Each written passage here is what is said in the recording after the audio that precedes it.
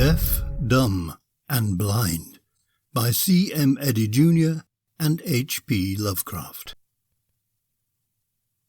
A little after noon on the 28th day of June 1924, Dr. Morehouse stopped his machine before the Tanner place and 4 men alighted. The stone building, in perfect repair and freshness, stood near the road, and but for the swamp in the rear, it would have possessed no trace of dark suggestion. The spotless white doorway was visible across a trim lawn for some distance down the road, and as the doctor's party approached, it could be seen that the heavy portal yawned wide open. Only the screen door was closed. The proximity of the house had imposed a kind of nervous silence on the 4 men, for what lurked therein could only be imagined with vague terror. This terror underwent a marked abatement when the explorers heard distinctly the sound of Richard Blake's typewriter. Less than an hour before, a grown man had fled from that house, hatless, coatless, and screaming, to fall upon the doorstep of his nearest neighbour half a mile away, babbling incoherently of house, dark, swamp, and room.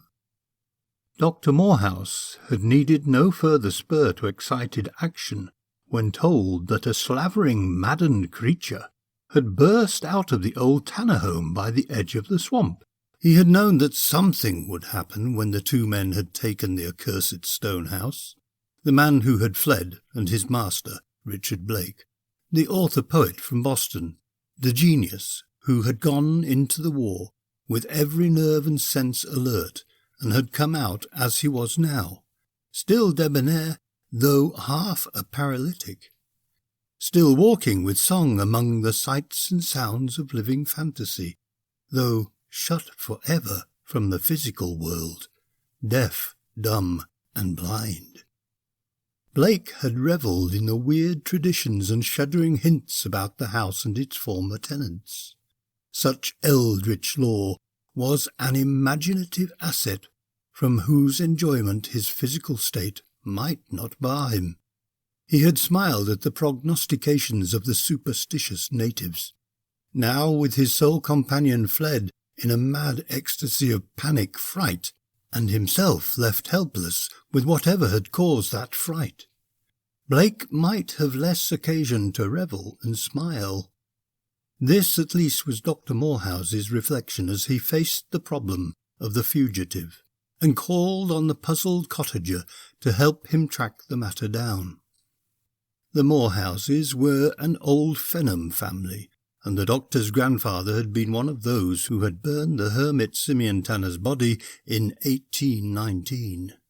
Not even at this distance could the trained physician escape a spinal tingle at what was recorded of that burning, at the naive inferences drawn by ignorant countrymen from a slight and meaningless confirmation of the deceased.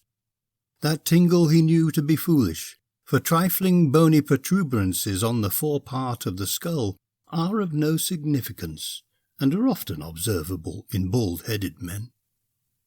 Among the 4 men who ultimately set resolute faces toward that abhorrent house in the doctor's care, there occurred a singularly odd exchange of vague legends and half-furtive scraps of gossip, handed down from curious grandmothers, legends and hints seldom repeated, and almost never systematically compared. They extended as far back as 1692, when a tanner had perished on Gallows Hill in Salem after a witch trial, but did not grow intimate until the time the house was built, 1747, though the L was more recent. Not even then were the tales very numerous, for, queer though the tanners all were, it was only the last of them, old Simeon, whom people desperately feared. He added to what he had inherited, added horribly, everyone whispered, and bricked up the windows of the south-east room, whose east wall gave on the swamp. That was his study and library, and it had a door of double thickness with braces. It had been chopped through with axes that terrible winter night in 1819, when the stinking smoke had poured from the chimney, and they found Tanner's body in there, with that expression on his face. It was because of that expression, not because of the 2 bony protuberances beneath the bushy white hair, that they had burned the body and the books and manuscripts it had had in that room. However, the short distance to the Tanner place was covered before much important historical matter could be correlated.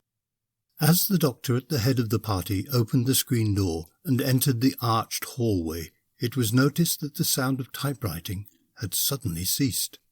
At this point, 2 of the men also thought they noticed a faint effusion of cold air, strangely out of keeping with the great heat of the day, though they afterward refused to swear to this. The hall was in perfect order, as were the various rooms entered in quest of the study where Blake was presumably to be found. The author had furnished his home in exquisite colonial taste, and though having no help but the one manservant, he had succeeded in maintaining it in a state of commendable neatness. Dr. Morehouse led his men from room to room, through the open doors and archways, at last finding the library or study which he sought, a fine southerly room on the ground floor, adjoining the once dreaded study of Simeon Tanner, lined with the books which the servant communicated through an ingenious alphabet of touches, and the bulky braille volumes which the author himself read with sensitive fingertips. Richard Blake, of course, was there, seated as usual before his typewriter, with a draft-scattered stack of newly written pages on the table and floor, and one sheet still in the machine. He had stopped work, it appeared, with some suddenness, perhaps because of a chill which had caused him to draw together the neck of his dressing-gown, and his head was turned toward the doorway of the sunny adjoining room, in a manner quite singular for one whose lack of sight and hearing shuts out all sense of the external world. On drawing nearer, and crossing to where he could see the author's face, Dr. Morehouse turned very pale and motioned to the others to stand back. He needed time to steady himself and to dispel all possibility of hideous illusion. No longer did he need to speculate why they had burned old Simeon Tanner's body on that wintry night, because of the expression it wore. For here was something only a well-disciplined mind could confront. The late Richard Blake, whose typewriter had ceased its nonchalant clicking only as the men had entered the house, had seen something despite his blindness, and had been affected by it. Humanity had nothing to do with the look that was on his face, or with the glassy, morbid vision that blazed in great blue bloodshot eyes, shut to this world's images for 6 years. Those eyes were fixed with an ecstasy of clear-sighted horror on the doorway leading to Simeon Tanner's old study, where the sun blazed on the walls once shrouded in bricked-up blackness. And Dr. Arlo Morehouse reeled dizzily when he saw that for all the dazzling daylight the inky pupils of those eyes were dilated as cavernously as those of a cat's eyes in the dark. The doctor closed the staring blind eyes before he let the others view the face of the corpse. Meanwhile, he examined the lifeless form with feverish diligence, using scrupulous technical care despite his throbbing nerves and almost shaking hands.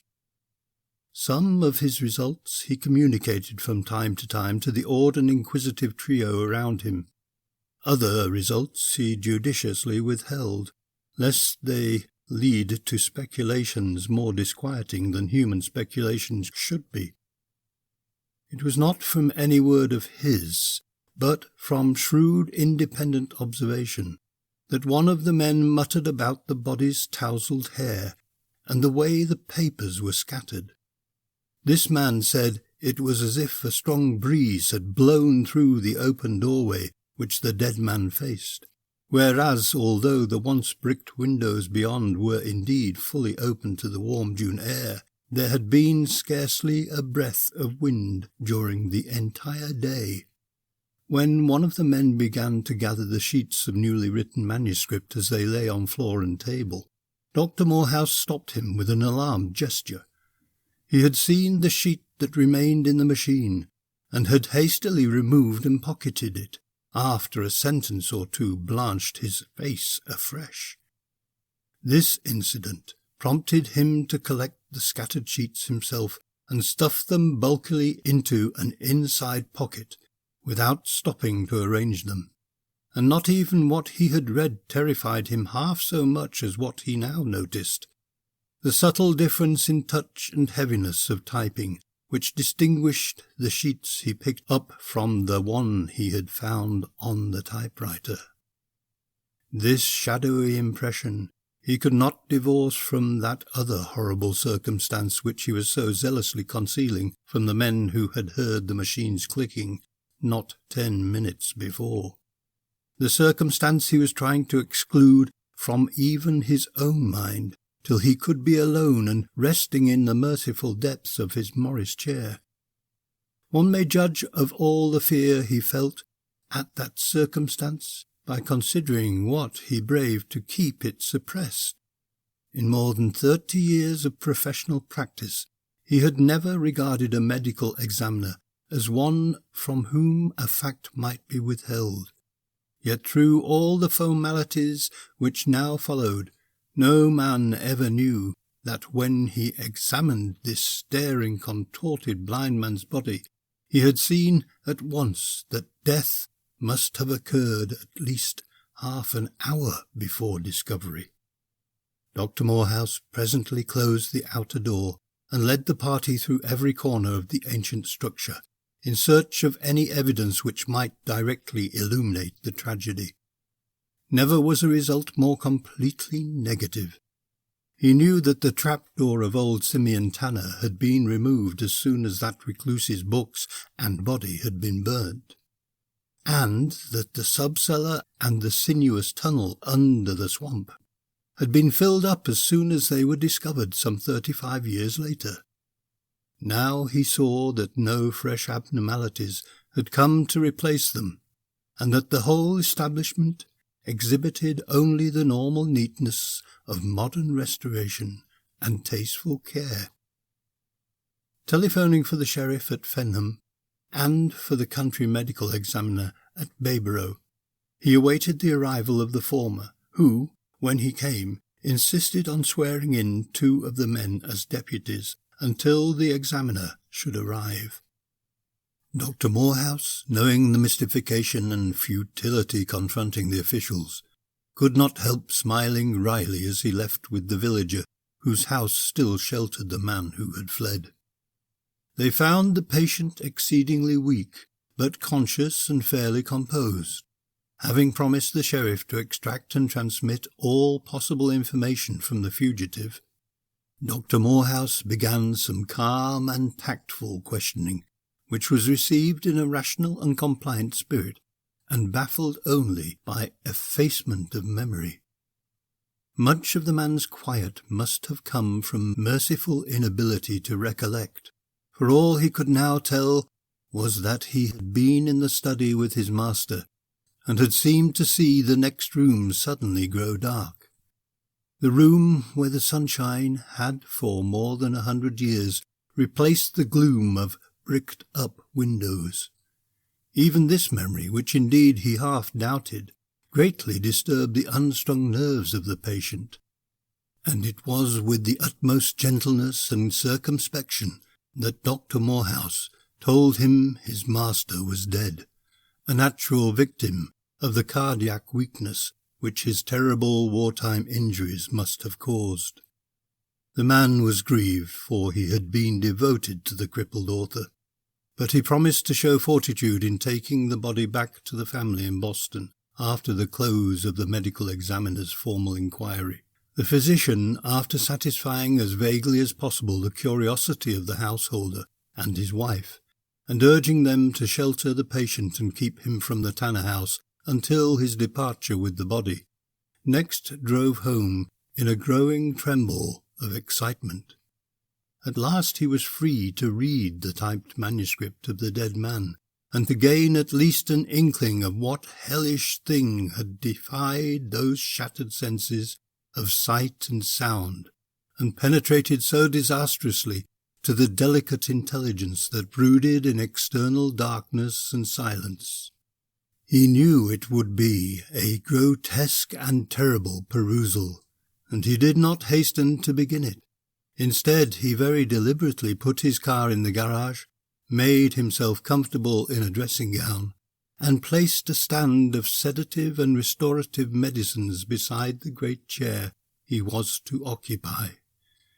Even after that, he obviously wasted time as he slowly arranged the numbered sheets, carefully avoiding any comprehensive glance at their text. What the manuscript did to Dr. Morehouse, we all know. It would never have been read by another had his wife not picked it up as he lay inert in his chair an hour later, breathing heavily and unresponsive to a knocking which one would have thought violent enough to arouse a mummied pharaoh. Terrible as the document is, particularly in the obvious change of style near the end, we cannot avoid the belief that to the folklore-wise physician it presented some added and supreme horror, which no other will ever be so fortunate as to receive.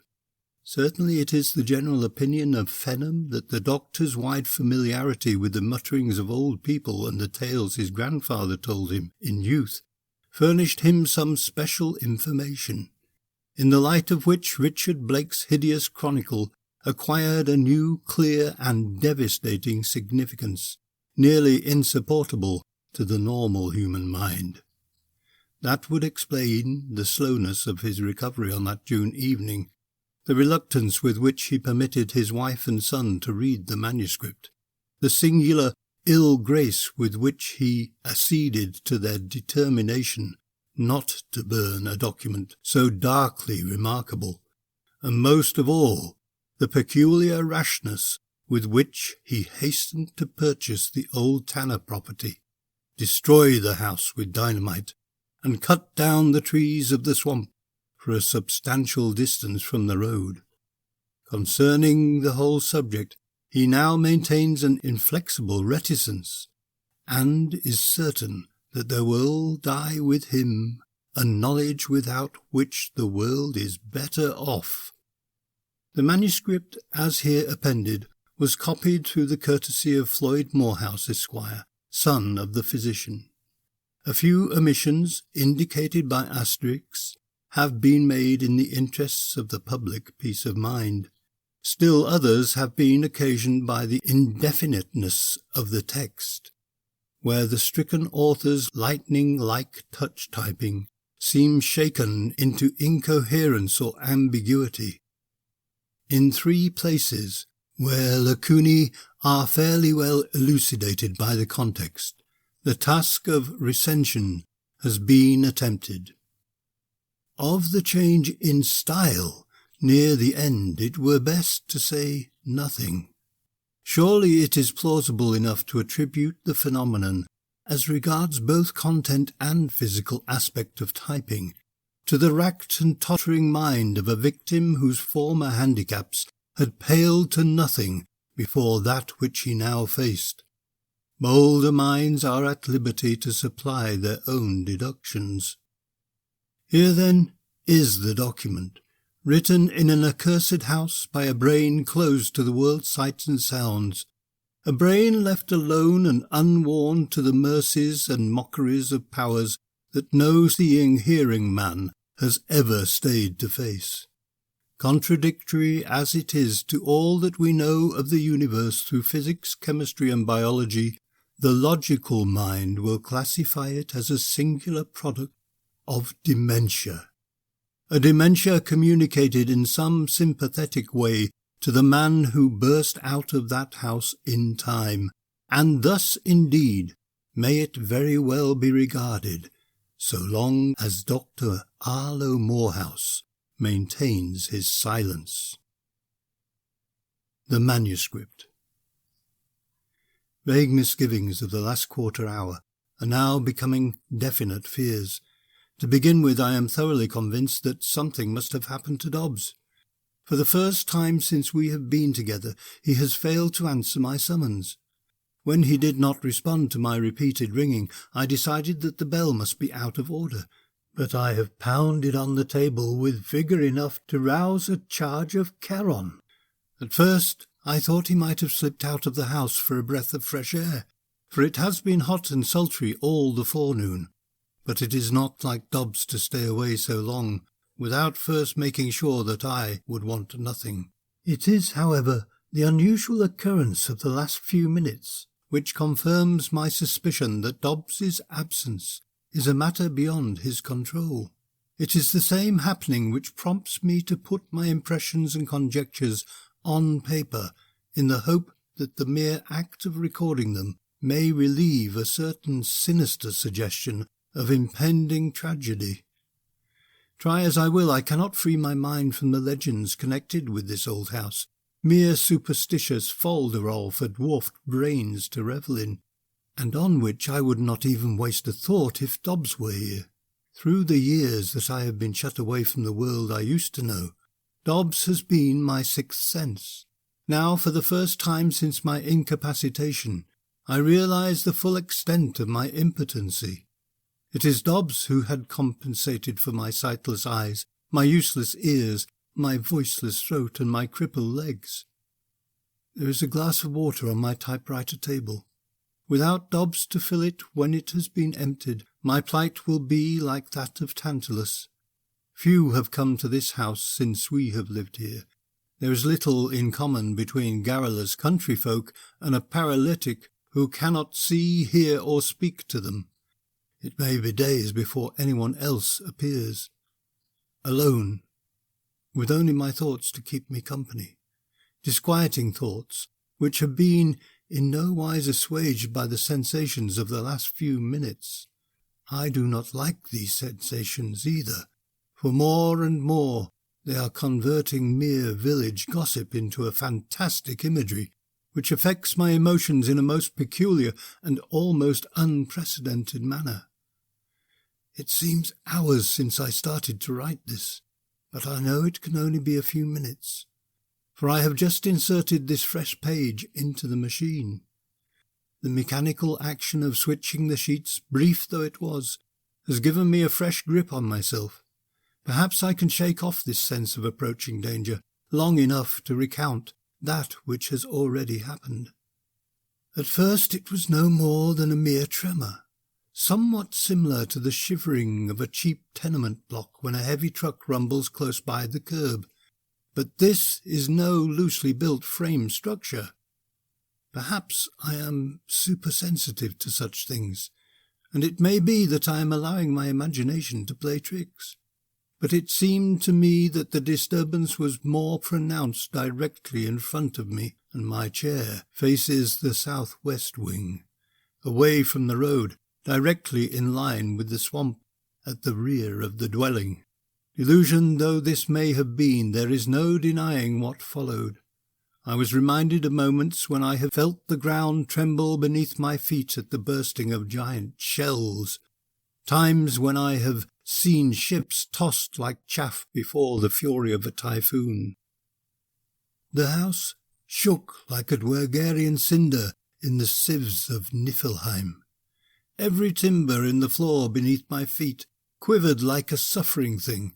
My typewriter trembled till I could imagine that the keys were chattering of their fear. A brief moment, and it was over. Everything is as calm as before, altogether too calm. It seems impossible that such a thing could happen, and yet leave everything exactly as it was before. No, not exactly. I am thoroughly convinced that something has happened to Dobbs. It is this conviction, added to this unnatural calm, which accentuates the premonitory fear that persists in creeping over me. Fear? Yes, though I am trying to reason sanely with myself that there is nothing of which to be afraid. Critics have both praised and condemned my poetry because of what they term a vivid imagination. At such a time as this, I can heartily agree with those who cry, "Too vivid!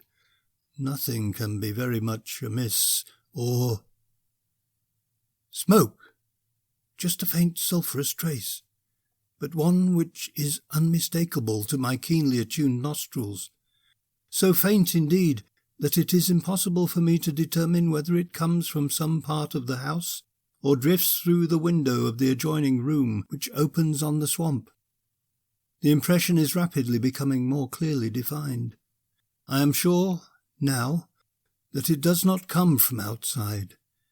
Vagrant visions of the past, sombre scenes of other days, flash before me in stereoscopic review. A flaming factory, hysterical screams of terrified women penned in by walls of fire, a blazing schoolhouse, pitiful cries of helpless children trapped by collapsing stairs, a theatre fire, frantic babble of panic-stricken people fighting to freedom over blistering floors, and over all, impenetrable clouds of black, noxious, malicious smoke polluting the peaceful sky. The air of the room is saturated with thick, heavy, stifling waves. At any moment I expect to feel hot tongues of flame lick eagerly at my useless legs. My eyes smart, my ears throb, I cough and choke to rid my lungs of the ossipitian fumes, smoke such as is associated only with appalling catastrophes, acrid, stinking, mephitic smoke, permeated with the revolting odour of burning flesh. Once more I am alone with this portentous calm. The welcome breeze that fans my cheeks is fast restoring my vanished courage. Clearly the house cannot be on fire, for every vestige of the torturous smoke is gone. I cannot detect a single trace of it, though I have been sniffing like a bloodhound. I am beginning to wonder if I am going mad, if the years of solitude have unhinged my mind, but the phenomenon has been too definite to permit me to class it as mere hallucination. Sane or insane, I cannot conceive these things as aught but actualities, and the moment I catalogue them as such, I can come to only one logical conclusion. The inference in itself is enough to upset one's mental stability. To concede this is to grant the truth of the superstitious rumours which Dobbs compiled from the villagers and transcribed for my sensitive fingertips to read, unsubstantial heresy that my materialistic mind instinctively condemns as asininity. I wish the throbbing in my ears would stop. It is as if mad spectral players were beating a duet upon the aching drums. I suppose it is merely a reaction to the suffocating sensations I have just experienced. A few more deep draughts of this refreshing air. Someone is in the room. I am as sure I am no longer alone, as if I could see the presence I sense so infallibly. It is an impression quite similar to one which I have had while elbowing my way through a crowded street. The definite notion that eyes were singling me out from the rest of the throng, with a gaze intense enough to arrest my subconscious attention. The same sensation only magnified 1,000-fold. Who, what can it be? After all, my fears may be groundless. Perhaps it means only that Dobbs has returned. No, it is not Dobbs. As I anticipated, the tattoo upon my ears has ceased, and a low whisper has caught my attention. The overwhelming significance of the thing has just registered itself upon my bewildered brain. I can hear. It is not a single whispering voice, but many. Lecherous buzzing of bestial blowflies, satanic humming of libidinous bees, sibilant hissing of obscene reptiles, a whispering chorus no human throat could sing. It is gaining volume. The room rings with demoniacal chanting, tuneless, toneless, and grotesquely grim, a diabolical choir rehearsing unholy litanies, paeans of Mephistophelian misery, set to music of wailing souls, a hideous crescendo of pagan pandemonium. The voices that surround me are drawing closer to my chair. The chanting has come to an abrupt end, and the whispering has resolved itself into intelligible words. I strain my ears to distinguish the words. Closer, and still closer. They are clear now, too clear. Better had my ears been blocked forever than forced to listen to their hellish mouthings. Impious revelations of soul-sickening saturnalia, ghoulish conceptions of devastating debaucheries, profane bribes of Cabirian orgies, malevolent threats of unimagined punishments. It is cold, unreasonably cold, as if inspired by the cacodemoniacal presences that harass me. The breeze that was so friendly a few minutes ago growls angrily about my ears, an icy gale that rushes in from the swamp and chills me to the bone. If Dobbs has deserted me, I do not blame him. I hold no brief for cowardice or craven fear, but there are some things. I only hope his fate has been nothing worse than to have departed in time. My last doubt is swept away. I am doubly glad now that I have held to my resolve to write down my impressions. Not that I expect anyone to understand or believe. It has been a relief from the maddening strain of idly waiting for each new manifestation of psychic abnormality. As I see it, there are but 3 courses that may be taken. To flee from this accursed place and spend the tortuous years that lie ahead in trying to forget. But flee I cannot. To yield an abominable alliance with forces so malign that Tartarus to them would seem but an alcove of paradise. But yield I will not. To die, far rather would I have my body torn limb from limb than to contaminate my soul in barbarous barter with such emissaries of Belial. I have had to pause for a moment to blow upon my fingers. The room is cold with the fetid frigor of the tomb. A peaceful numbness is creeping over me. I must fight off this lassitude. It is undermining my determination to die rather than to give in to the insidious importunings. I vow anew to resist until the end that I know cannot be far away. The wind is colder than ever, if such a thing be possible. A wind freighted with the stench of dead, alive things. O merciful God who took my sight! A wind so cold it burns where it should freeze. It has become a blistering sirocco. Unseen fingers grip me. Ghost fingers that lack the physical strength to force me from my machine. Icy fingers that force me into a vile vortex of vice. Devil fingers that draw me down into a cesspool of eternal iniquity. Death fingers that shut off my breath and make my sightless eyes feel like they must burn with the pain. Frozen points press against my temples, hard bony knobs akin to horns. For real breath of some long dead thing kisses my fervid lips and sears my hot throat with frozen flame. It is dark. Not the darkness that is part of years of blindness, the impenetrable darkness of sin-steeped night, the pitch-black darkness of purgatory. I see. Spes mea Christus. It is the end. Not for mortal mind in any resisting of force beyond human imagination. Not for immortal spirit is any conquering of that which hath probed the depths and made of immortality a transient moment. The end? Nay, it is but the blissful beginning. The End of Deaf, Dumb and Blind by C. M. Eddy